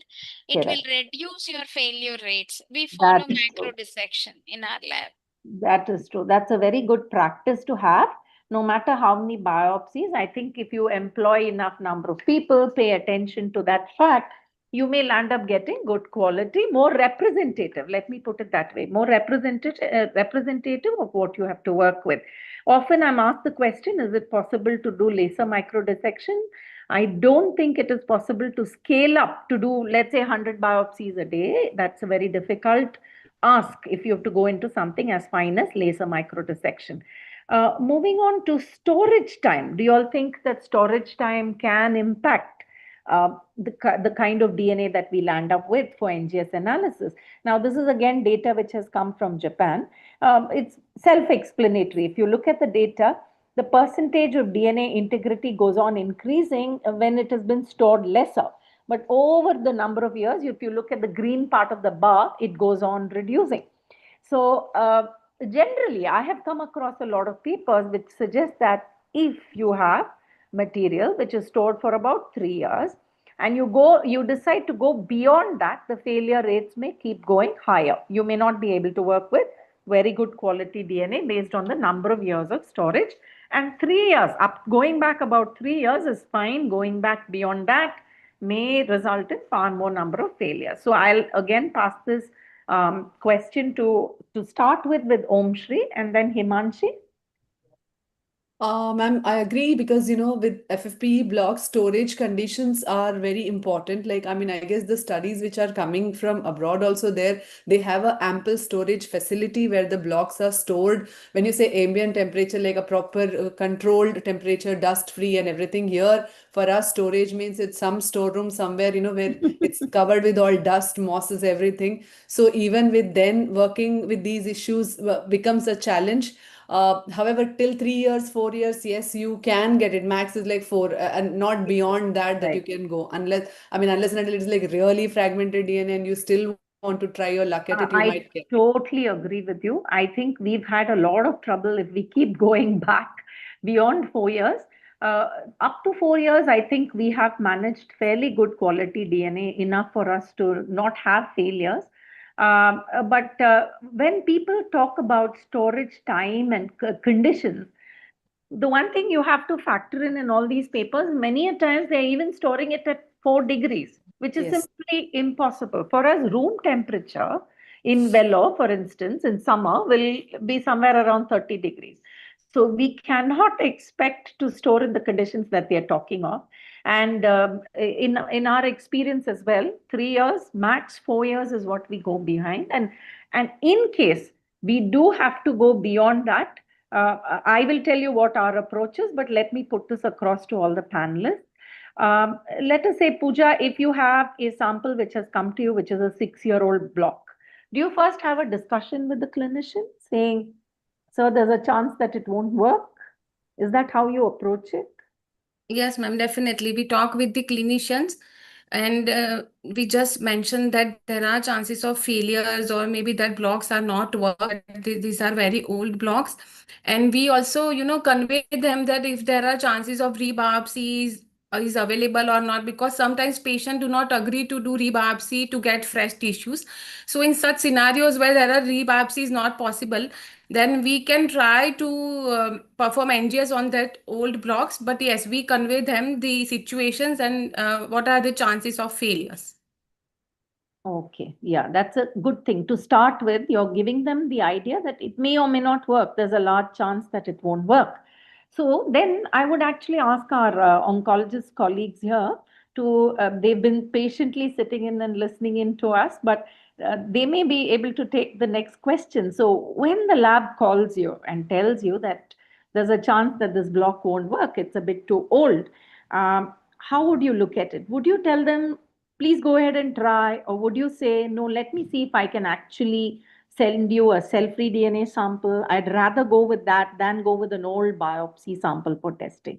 So, sir, what would your approach I be? can take that question. Yeah, sure. Yeah. So yeah, this thing happens, and lab call that tissue not present or look like it will not be possible.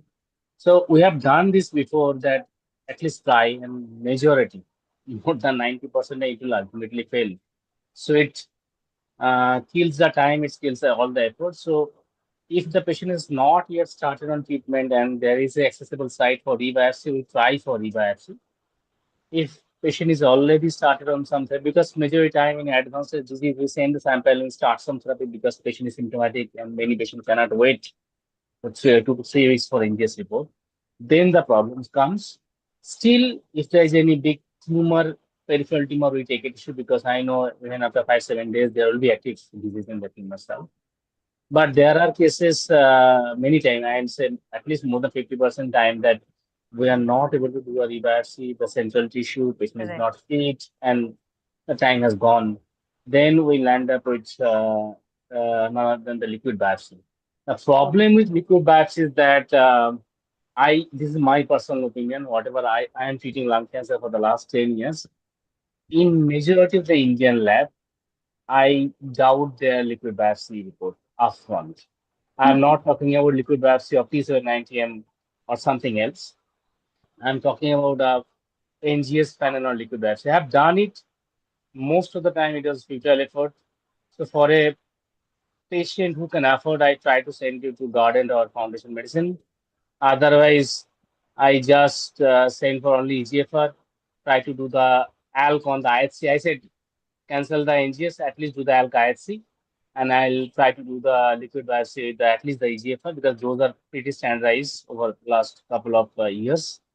And then if again those are negative, I wait for progression in subsequent time. I always do rebiopsy when the baseline NGS not available or failed. This is my approach. So it's a little distressing for me to hear this as a comment from an oncologist. I would suggest you talk to some of the panelists here. Liquid biopsy can be done in a very controlled manner, and if you're able to actually collect the sample properly and handle the sample adequately, you're likely to land up with fairly good results. So there are labs which have it standardized. You will have to get into a conversation with labs in India which do have the test going. And as you've said, when nothing else, there is no other possibility of a biopsy, you would land up sending a liquid biopsy. So this is where I would leave this part of the conversation.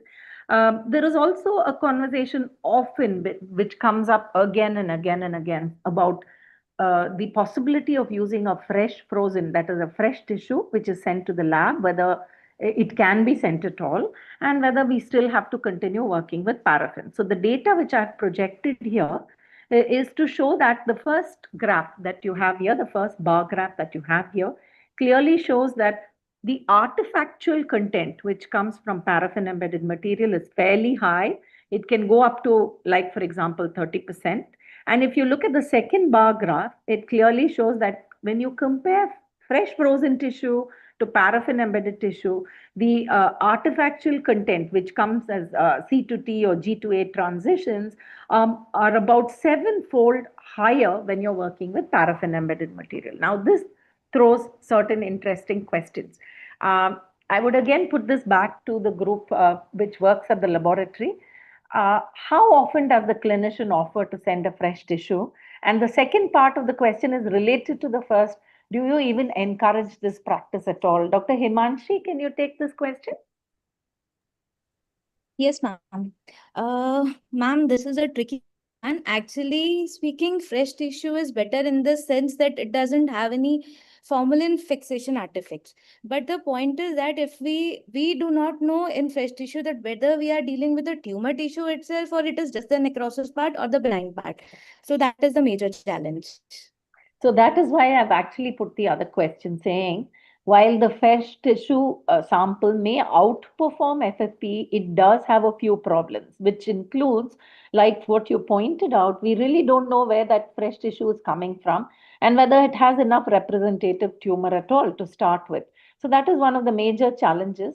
The other challenge, which I think, is that if they send you, they clip off a material which was meant to be sent to pathology and send it separately to the lab directly, whether you're compromising on the diagnostic biopsy or you're compromising on what is being sent to pathology. So could that be something which we have to consider, Om Shri?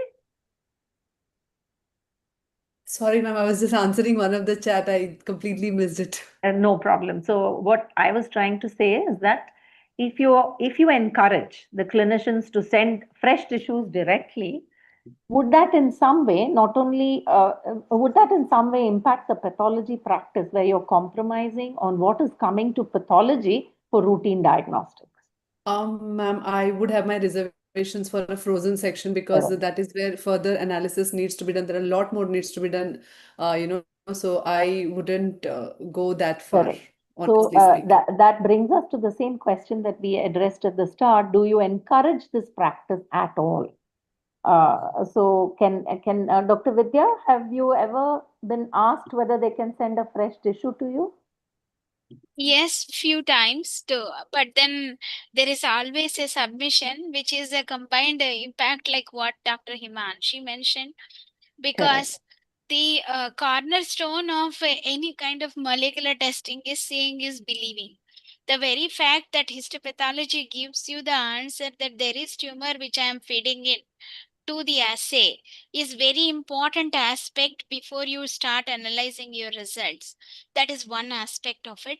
The second aspect in the context of diagnosis is also something which is worrisome when we are trying to take a small bit of it, because we had come across a few cases like that when you particularly look at metastatic deposit. In the metastatic deposit, you are trying to always, particularly when it comes after few years, as a recurrence, you always want to make sure the primary is the same primary that happened 4 years. So the first, priority has to go for diagnosis, and then subsequently looking into molecular testing. So right? that was again the same question we had raised earlier, whether we are compromising on the sample that is coming for routine diagnostics. This last question again, I have to give it back to Dr. Om Shri because this is more something that often comes up as a discussion in academic settings. saying, is there a possibility that you can generate blocks that are right at the outset kept only for molecular work? Do you have this conversation often back in your lab, back in your setting, Dr. Omshri? Ma'am, be my Santa for this. I would really love this if something like this, which would be like, totally done like this. I would say, I wish this wish is granted. I know, but Yeah. can you imagine what the molecular lab then has to handle? You would be handling heaps and heaps of blocks which are Yeah, meant for molecular work, and probably not even 20% of it eventually gets taken up for molecular work. So I think the logistics are too difficult. Though it absolutely. would be lovely to have your own blocks kept aside for molecular work and Totally. nothing else Yes. done for it. Okay, Yeah. so taking the conversation forward, Pooja, I would place the next set of questions quickly to you before we wind up.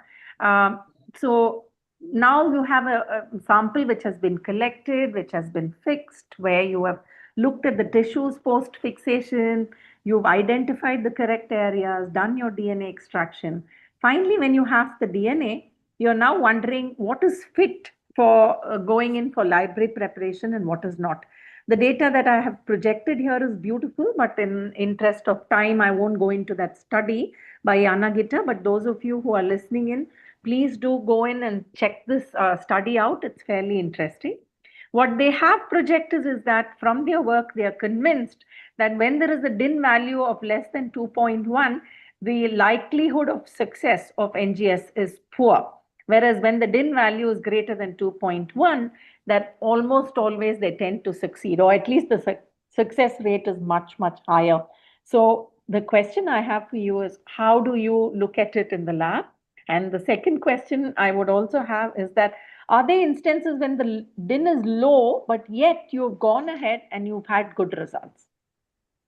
Yes, ma'am. So basically, we are dealing with the FFP tissues, and there are multiple situations where we are not getting the DIN number, which is about 2.1 or 3 or something like that. And we have to process for the test, as we have to give the results to the patients. So in such scenarios, we have performed the samples which have low DIN numbers and they have worked well. So in the FFP scenarios, we can't stick to the DIN numbers actually. But yes, it's a good practice and it should be done, that you will be, if you feel confident when you are processing the samples which have DIN value more than 3 or more than 2.5, there are chances that they will give the good results. But below that DIN numbers also, we can process the samples and they give good results. So DIN is not everything, though it is giving you some sort of an Yes. indicator or Yes, giving you some guidance as to how it's likely to work. But there are some with lower DINs which do work, is your feeling. And Yes. from the time when NGS really started picking up as a service with the service component, Dr. Vidya, do you think the way we used to perceive it as a DIN of 6 being good, and have things really improved where you're able to take samples with lower quality and still go ahead and process them? Yes, madam. Definitely with So lower you see a quality. change in practice. You see a Yes. change in practice. Yes. That's very good news for us. So I'll quickly move on to the last set of few questions that I have. Can we coordinate the work that goes on in the molecular lab with the physicians who work with us? Can I ask the oncologists whether they would like to comment on this? Is there some other better way of working and avoiding these failures? And do you have some suggestions at this point in time? Yeah, ma'am, if I can take the question because we Yeah, was please. Yeah. When you get the report from the outside lab or which is reviewed our in-house lab, so we almost get an answer in that tumor block is not very it is basically suboptimal.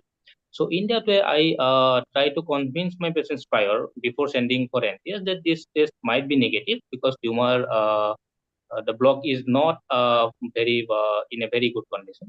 So in that case, I at that time counsel for ctDNA also because FFP block NGS is for free because of this NGO thing.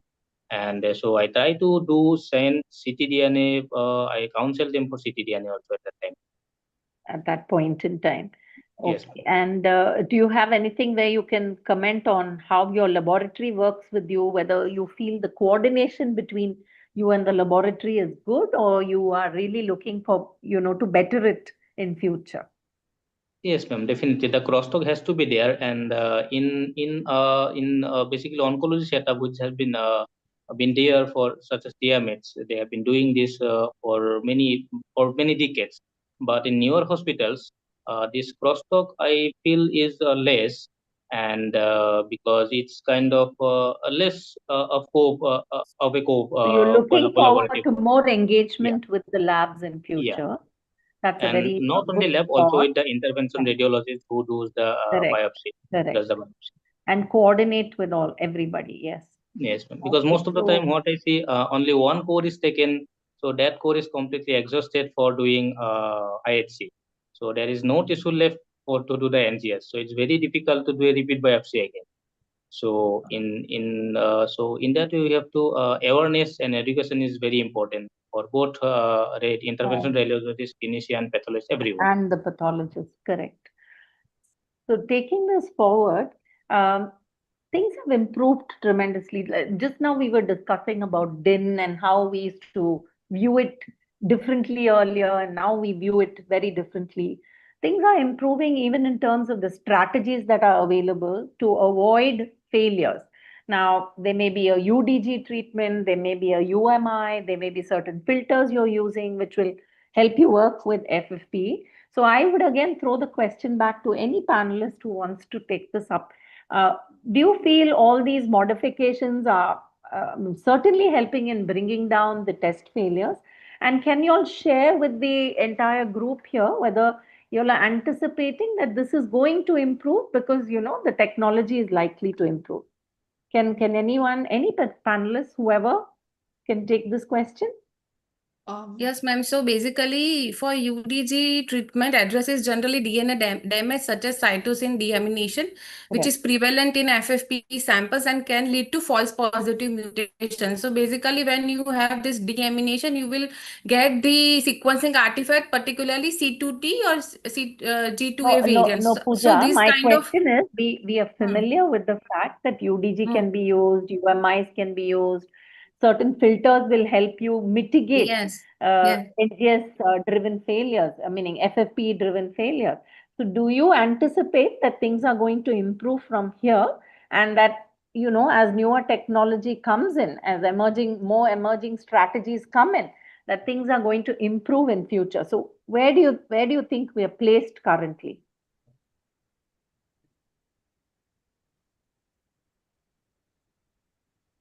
Hello?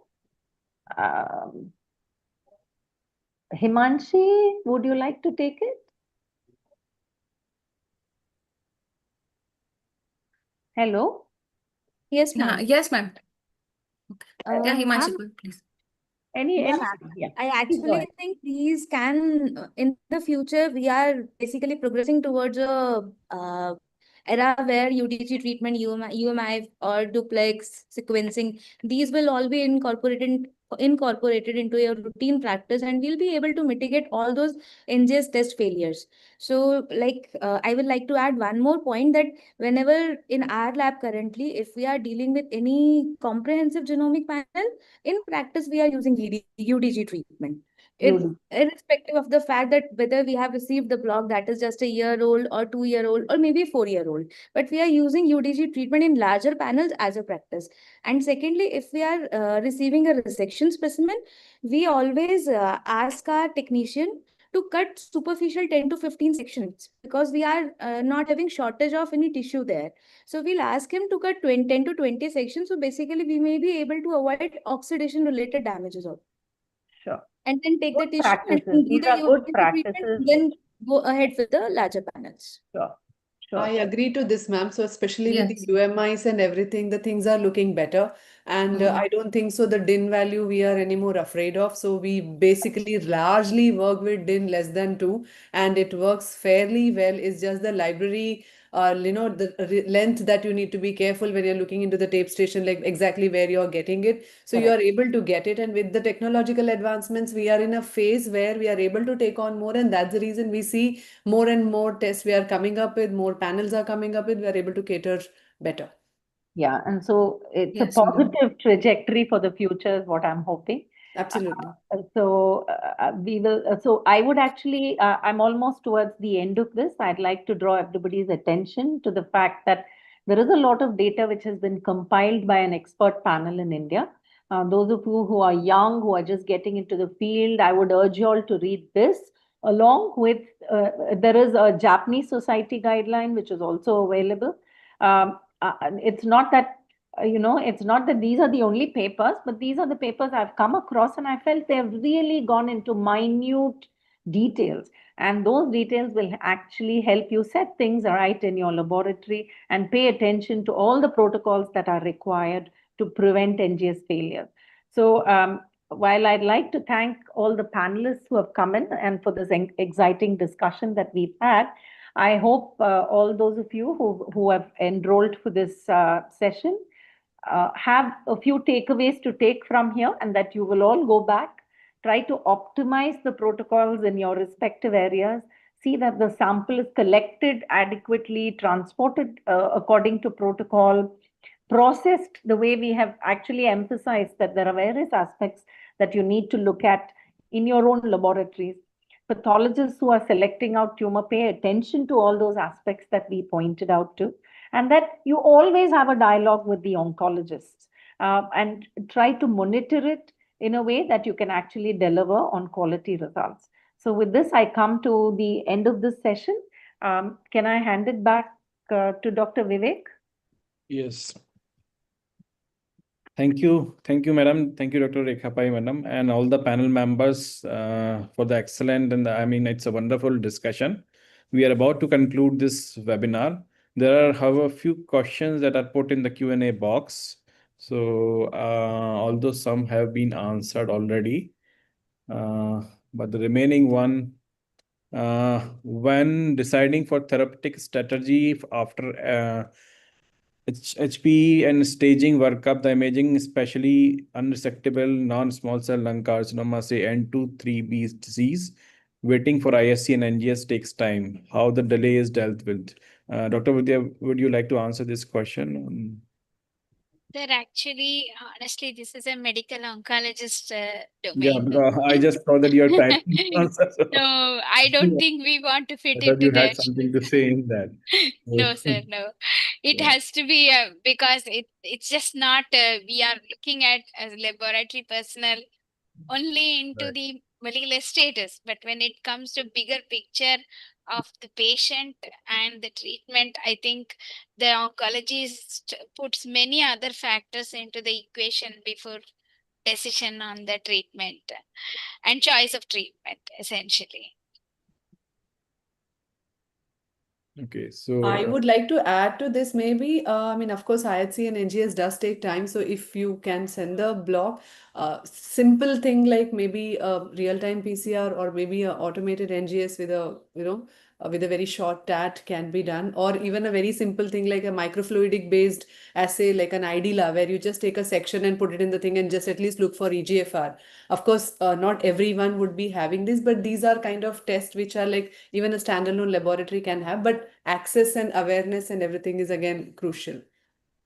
Now, this is a feature-faced world over. This is not something unique to our setting. There is a minimum period of time before which the decision will be made.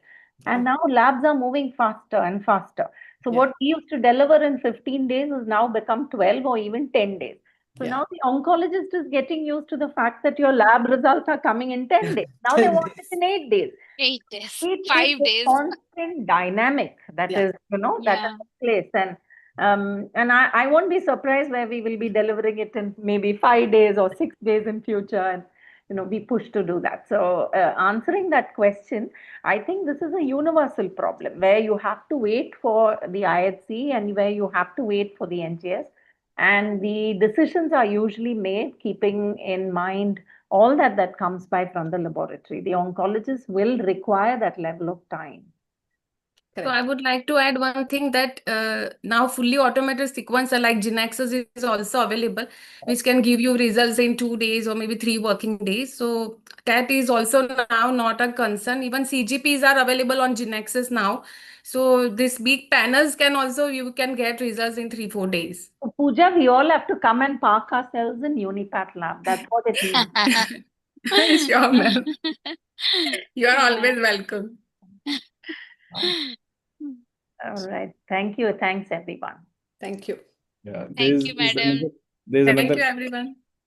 Thank you. yeah, there's another question. What approach of NGS sequencing, NGS towards the at the world level in broad field of oncology? It's a kind of an open question. Anybody who would like to put comments? What is the question? Sorry. What approach of NGS towards at world level in the broad field of oncology? Just the broad field of oncology, the question is also very broad. And I think we've done a lot of discussion today about NGS, its relevance in today's world, and how it's so fast paced that, over 5 to 7 years, people are seeing 20 to 25% rise in the number of samples that they are handling. And not only are you handling more and more complex material, you're learning to handle them well, which was discussed today, where you have several ways of mitigating the problems that come in even with paraffin-emitted material. So the challenges that we've spoken about can be mitigated to a large extent by, not to some extent, by several things that you can do in the laboratory, starting from UDG treatment to using UMIs to so on and so forth. So if I have to answer this in a very broad manner, I think there are multiple panels available today. Today is a day when, the oncologist is a king when it comes to the choice that is available to them. Of course, patient affordability is an issue. And I think as long as we can try and give it at a pricing which is more affordable and deliver good, accurate results, that's also equally important. The accuracy of what comes from the lab. Those are the things that we need to factor in. Okay, so there's one more last question. In case of recurrence of cancer, what approach of NGS and genomic sequencing ratio to accurate detection of cancer rates to proliferation of death case? Proliferation to death case. I don't, this is something.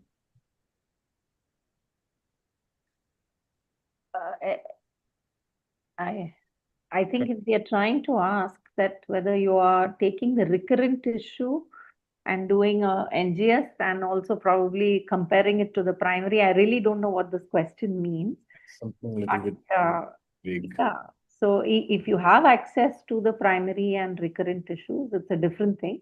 But many times it may not be accessible. You may just have whatever biopsy is available with you, you can only look at that point in time.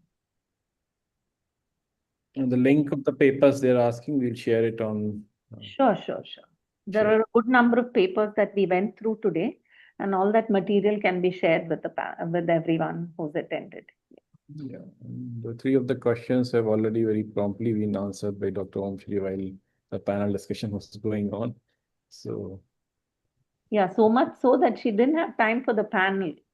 Okay. That's why it was frozen section. Like it's a pathologist domain, not mine. So I was answering.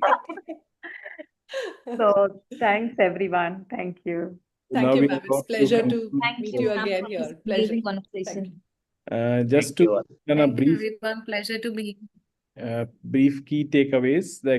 Number 1, the accuracy of molecular testing can be compromised if the quality of a specimen being analyzed and have been impaired by inappropriate processing and handling. And the discussion has been taking about care about the integrity of specimen cannot be retroactively recovered once they are lost, and it must be safeguarded upfront, rigorously controlling the critically pre-analytical variables. And expert recommendation should be followed, which helps in minimizing the pre-analytical errors. And yes, of course, it cuts down the turnaround time and reduces the NGS cost if we follow these protocols. I'll propose the vote of thanks. I would like to thank Molecular Pathology Association of India for providing me this opportunity. My sincere thanks to the distinguished faculty members, Dr. Roopjyoti, Dr. Rekha Pai Madam, Dr. Vidya Dr. Pooja, Dr. Himanshi, Dr. Omshri for accepting our invite and taking part in this educational event and disseminating the knowledge on this test failure in NGS and unraveling the root cause to minimize the failure. And the session was very engaging. I thank to the organizing body of MPAI and IAIO and acknowledge the AstraZeneca support, and thanks to audience for the active participation. Please stay tuned with us for the next webinar on 17th of October, which is on ESR1 mutation, advancing precision therapy in metastatic breast cancer. So keep connected with us with all the updates of this seminars, and thank you very much. Thank you. Thank you. Thank you all the faculty. It was a really great discussion. Thank you very much. Thank you. Thank you, Mr. Thank Thank you. you, everyone. Thank you, Bye. ma'am. Thank you so much. Bye. Bye.